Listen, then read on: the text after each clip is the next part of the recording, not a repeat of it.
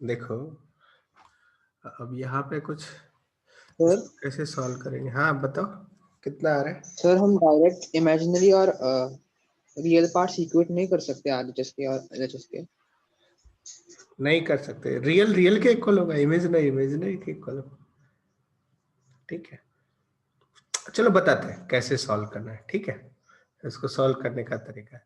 देखो ये जैसे a x square plus b x plus c equal to 0। अब इसमें जो ए बी सी जो है ये कॉम्प्लेक्स नंबर है, बिलोंग्स टू, तो है तो क्वाड्रेटिक ही है ना। तो इसके जो रूट आएंगे वो कैसे लिखेंगे, minus b plus minus under root d by 2a।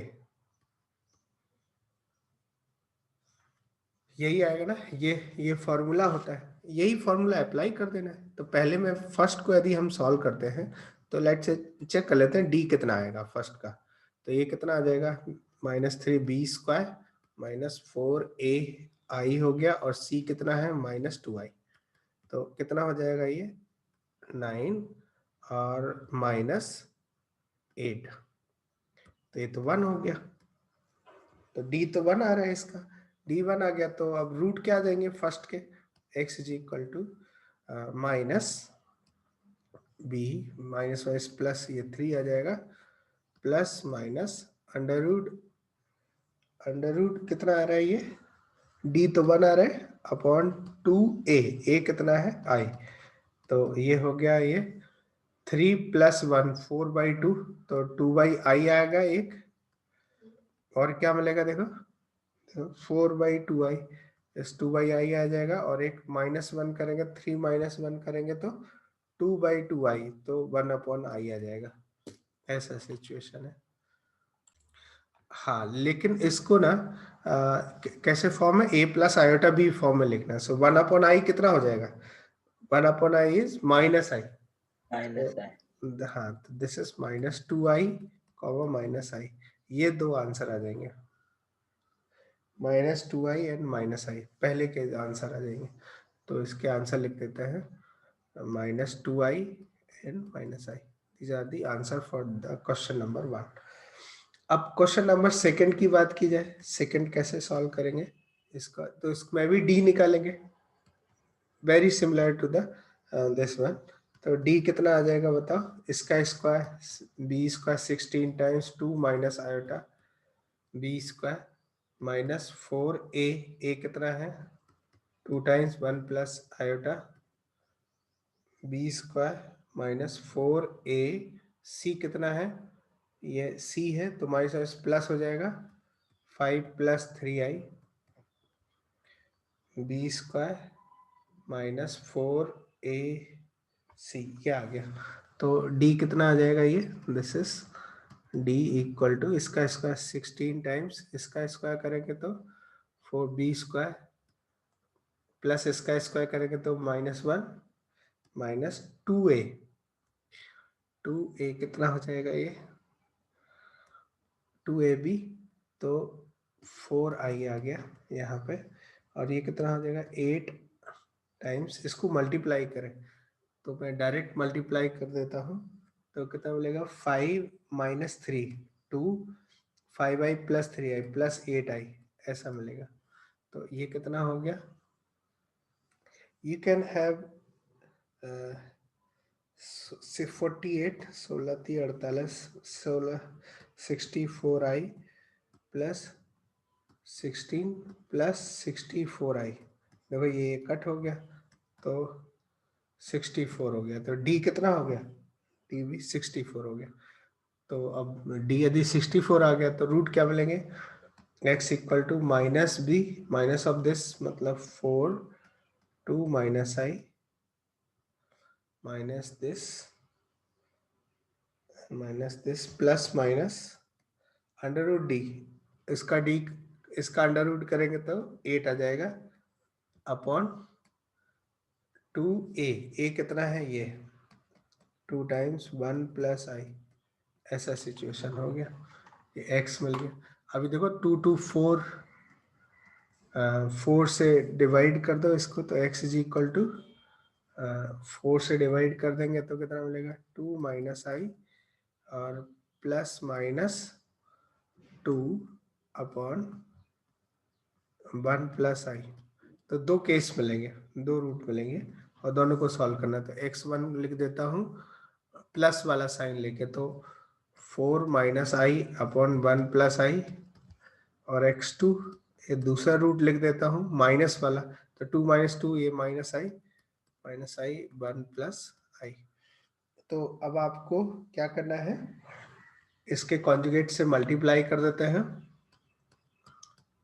a plus iota b form में लिखना है ना, तो इससे मल्टीप्लाई कर देते हैं ऊपर नीचे। तो ये कितना आ जाएगा, अब डायरेक्ट मल्टीप्लाई कर देखो, 4 और -1 तो ये 3 आ जाएगा, और माइनस आई और -4 तो -5i अपॉन 2 आ गया। 4 -1 तो 3 आ गया, -i -4 -5i और अपॉन 2 आ गया। तो एक तो ये आंसर मिल गया, तो मतलब 3/2 -5/2 आयोटा ऐसा हो गया। अच्छा, सेम वे यहाँ पे देखो, इसका 1 माइनस आयोटा से ऊपर नीचे मल्टीप्लाई कर देते हैं, तो ये कितना हो जाएगा, -i और प्लस आई स्क्वायर -1 हो जाएगा और अपॉन 2 हो जाएगा। तो ये कितना हो गया, आप चाहे तो इसको -1/2 -1/2 आयोटा, तो हो गया ना a plus iota b form में। और यही पूछा जा रहा था, इसके रूट बताओ। क्या इतनी बात समझ आई? देखो ध्यान से, is this clear?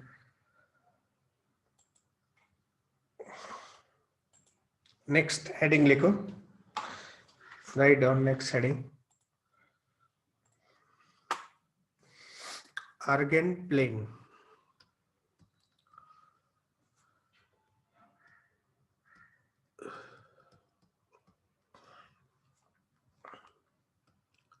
Argon plane है ना, जैसे सर मैं डिस्कनेक्ट हो गए थे, आप ऊपर वाला दिखा सकते हो? एक मिनट हो गया, ये हुआ, और भी चाहिए ये वाला सिचुएशन। देखो मतलब नहीं जैसे सर, हो गया। क्वाड्रेटिक हम लोग सॉल्व करते हैं ना, सिंपल हाँ क्वाड्रेटिक, सर, वैसे ही किया और कुछ नहीं, वैसे ही हाँ करना। सर, मुझे बस ये वाला देखना था, पर मैंने लिख लिया, मैं अभी जस्ट डिस्कनेक्ट हो गई।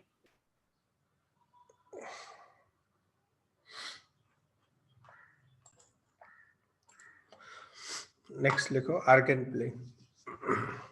जैसे कार्टेशियन कोऑर्डिनेट सिस्टम होता है, वैसे ही कॉम्प्लेक्स नंबर में आर्गन प्लेन होता है। इसमें दो एक्सेस होती हैं, आप लिखो ध्यान से। वहां पे जैसे x और y एक्सेस होती है, यहाँ पे x एक्सेस को नाम देते हैं रियल एक्सेस। क्या नाम देते हैं? Real access. This is real access, और इसको बोलते हैं इमेजिनरी एक्सेस। एक्सेस, ठीक है।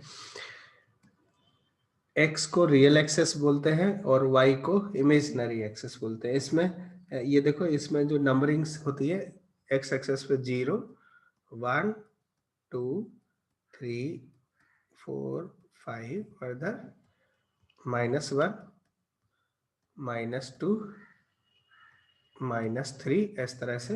और ऊपर इधर देखो, ये y इमेजिनरी एक्सेस है, तो इसमें आते हैं i 2i 3i 4i, और यहाँ पे -i -2i -3i, इस तरह से चलता रहता है, ठीक है, ऐसे आएगा। अब यहाँ पे देखो, जैसे कोई कॉम्प्लेक्स नंबर z है, z1 है, हमने लिखा 2 + 3i, तो इसको लिखना है। तो इसका क्या मतलब है कि x पे ये 2 है और y पे है 3i, तो 3i, जैसे ये वाला पॉइंट। तो हम क्या करेंगे यहाँ पे देखो, x पे 2 है और y पे 3, तो ये पॉइंट है Z1, ये पॉइंट Z1 है। और बाय द वे, ये जो पॉइंट Z1 है, ये एक पोजीशन वेक्टर की तरह काम करता है। किसकी तरह काम करता है? पोजीशन वेक्टर की तरह z1, ये z1 लिखा, दिस इज, इसको a नाम दे देते हैं, तो इसको यदि बोलेंगे तो position vector of point A का पोजीशन वेक्टर हो जाएगा, वेक्टर की तरह, जिसका टेल कहाँ पे होता है, ओरिजिन पे, वेक्टर जिसका टेल ओरिजिन पे होता है। तो कोई भी पॉइंट जैसे z1 इक्वल टू 2+3i है, 2+3i, इसको आर्गन प्लेन में कैसे रिप्रेजेंट करते हैं, ये मतलब ये पॉइंट है बस, है ना, और इसी को हम एज अ पोजीशन वेक्टर की तरह देख सकते हैं, पॉइंट को एज अ पोजीशन वेक्टर। ठीक है, अब जैसे z2 है, कोई z2 और नाम ले लेते हैं, जैसे -2 प्लस आईटा, लेट्स से ये, तो ये कहाँ पे जाएगा, ये कॉम्प्लेक्स नंबर, तो ये -2 और प्लस ये आयोटा, मतलब ये यहाँ पहुंच गया, ये है, इसको नाम दे देते हैं लेट्स से बी नाम है, ये z2 हो गया, बी का नाम, ये पॉइंट, इस पॉइंट का नाम है ये -2 प्लस आई। लेकिन जब हम प्रॉब्लम को अप्रोच करते हैं, जब प्रॉब्लम को सॉल्व करते हैं, तो इसको पोजीशन वेक्टर की तरह देखते हैं कि पोजीशन वेक्टर ऑफ बी, मतलब बी का पोजीशन, तो ये मतलब ये इस तरह का वेक्टर हो गया, पोजीशन वेक्टर। मतलब जब हमें इसको एज अ वेक्टर ट्रीट करना होगा तो हम एज अ पोजीशन वेक्टर की तरह काम करेंगे और फिर अपनी थ्योरी को आगे बढ़ाएंगे। ठीक है, तो लेकिन यदि सिर्फ बात की जाए तो ये क्या है, ये सिर्फ एक पॉइंट है, -2 प्लस आयोटा नंबर पे आर्गन प्लेन, और ये जो एक्स वाई है इसके बीच में आपस में 90 डिग्री है, इस पूरे प्लेन को बोलते हैं, ये जो 2D प्लेन है इसको बोलते हैं आर्गन प्लेन, आर्गन प्लेन। ठीक है, तो इस आर्गन प्लेन में यदि हमें कोई भी जनरल वेक्टर रिप्रेजेंट करना हो, जैसे z is equal to x plus iota y represent करना है, तो क्या करेंगे, ये यहाँ से आता कि ये x हो गया और ये आयोटा y हो गया, तब जाके ये z मिला x प्लस आयोटा y, इस तरह से हम रिप्रेजेंट करते हैं। और note down this, note down this.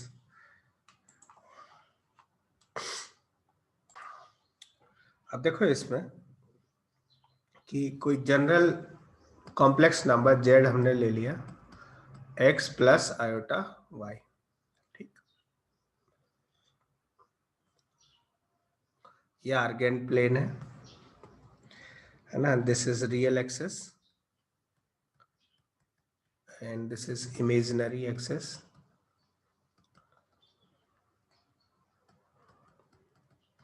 ठीक है, और कोई कॉम्प्लेक्स नंबर, मतलब कोई पॉइंट P है, इसके कोऑर्डिनेट x, y, आप ऐसे लिख सकते हो। तो बाय द वे इसी के करस्पॉन्डिंग जो कॉम्प्लेक्स नंबर होगा z, वो क्या होगा, z is x plus iota y, इस पॉइंट।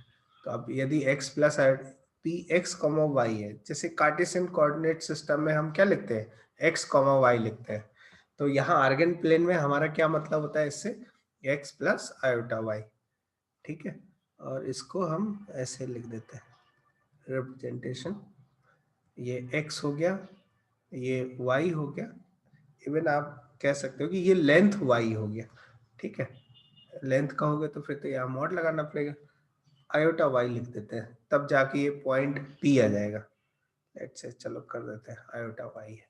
ठीक है, और लेट्स से ये एंगल थीटा बना रहा है ना, ये एंगल कितना बना रहा है, थीटा बना रहा है। तो यदि ज्योमेट्री वाइज देखा जाए, आई, ये जो आई है, ये आई क्या रिप्रेजेंट कर रहा है, आई रिप्रेजेंट कर रहा है कि इमेजिनरी एक्सिस के अलोंग जाना है, बस और कुछ नहीं।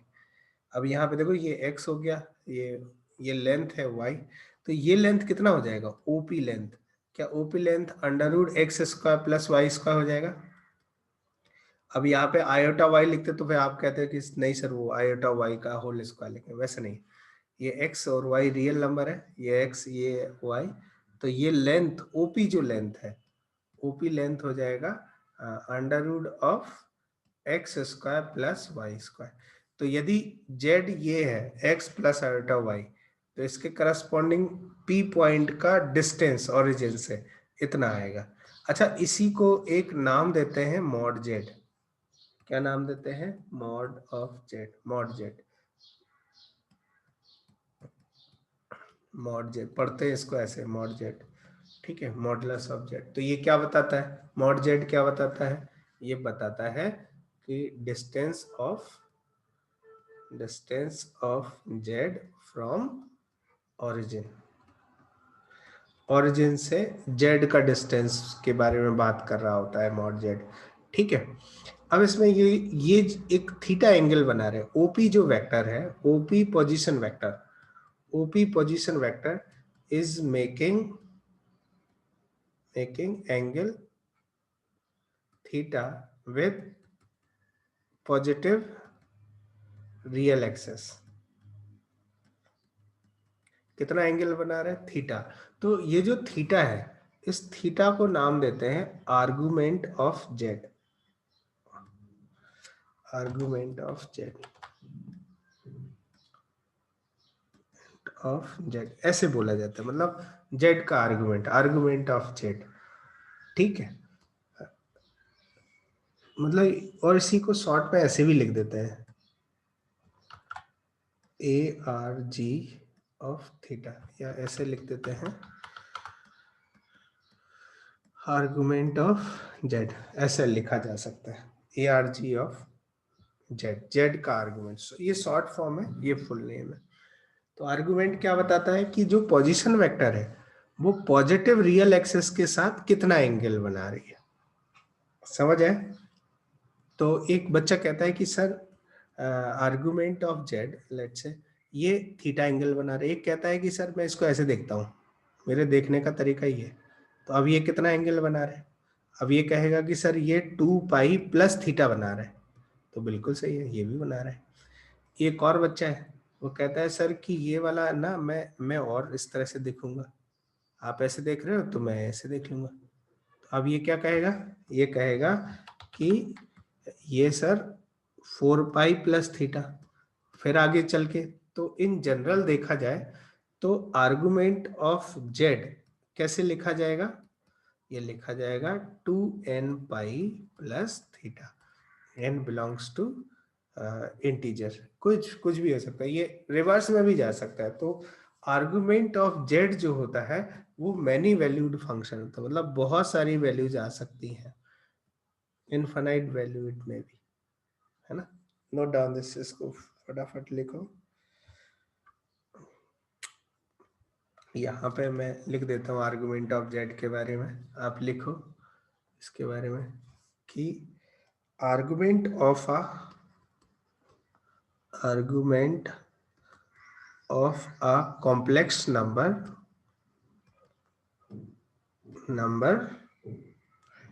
is a many value function, is a many valued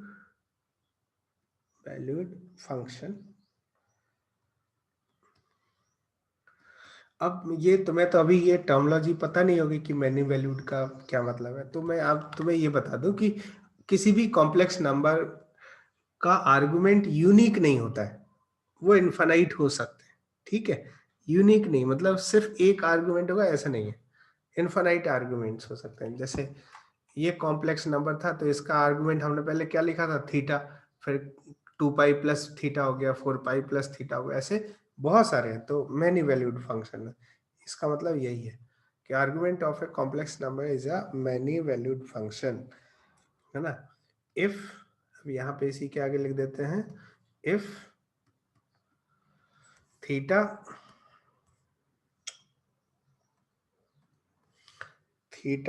is the argument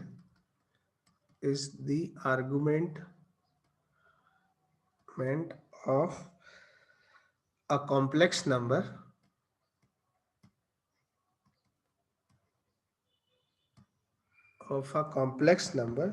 then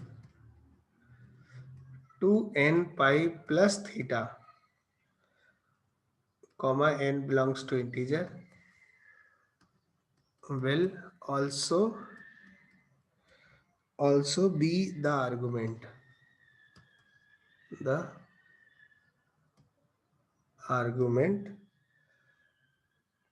of that complex number।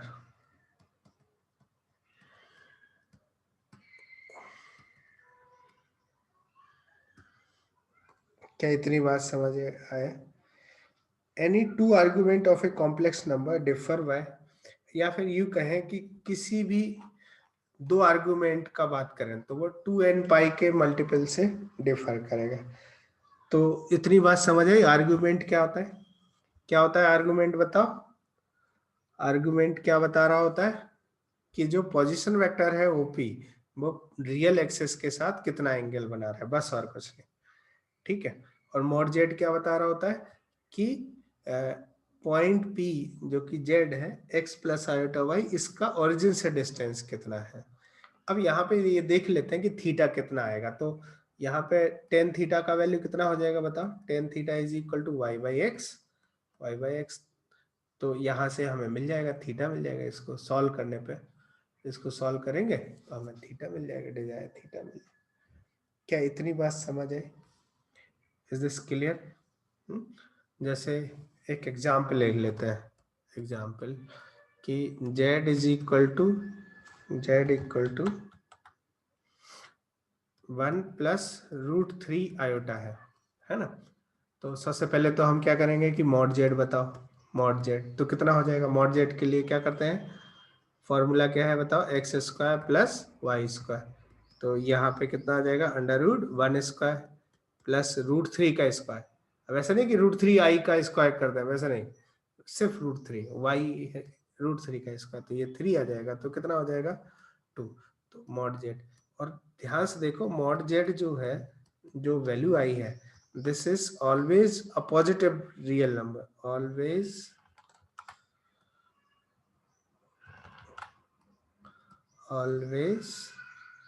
A positive या नॉन नेगेटिव, ऐसे लिख लीजिए, नॉन नेगेटिव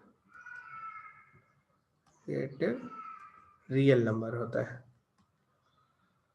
तो कभी भी मॉड जेड की वैल्यू नेगेटिव नहीं आएगी, यह हमेशा पॉजिटिव आएगी। डिस्टेंस के बारे में बात करता है। ठीक है। अच्छा, इसको आर्गन प्लेन में पुट अप करके देख लेते हैं ये क्या हो रहा है। आर्गन प्लेन में देख लेते हैं पुट अप करके। तो यहाँ पे देखो ये 1 प्लस √3, तो ये लेट से ये 1 यूनिट हो गया और ये √3 यूनिट हो गया। तो ये 1 ये √3। तो यहाँ पे जो पॉइंट आएगा दैट पॉइंट इज जेड। ये जो लिखा है जेड, दैट इज 1 प्लस √3 आयोटा, ऐसा हो गया। अब यहाँ पे ये जो पॉइंट है वो रियल एक्सेस के साथ कितना एंगल बनाएगा, ये कैसे पता चलेगा? देखो दिस इज रियल एक्सेस है ना, दिस इज इमेजिनरी एक्सेस। सो ये एंगल लेट से थीटा एंगल बना रहे हैं। तो टेन थीटा कितना हो जाएगा? Ten theta is √3। तो थीटा का वैल्यू समझ आ रहा है कितना आ रहा है? थीटा का वैल्यू π/3 60 डिग्री आ जाएगा। tan 60 डिग्री कितना होता है? tan 60 डिग्री होता है √3। तो अब यहाँ पे पूछ लिया जाएगा कि भाई आर्गुमेंट ऑफ 1 प्लस √3 आई बताओ कितना है। तो ये कितना लिखेंगे? हम लिखेंगे 2n पाई प्लस π/3 और लिख देंगे n बिलोंग्स टू इंटीजर। तो ये आर्गुमेंट हो गया। क्या इतनी बात समझ आई? Is this clear? ठीक है। तो आज का लेक्चर इतना ही करते हैं। नेक्स्ट क्लास में we will discuss more about argument. तो आप अभी जितना पढ़ा है उतना प्रैक्टिस कर सकते हो।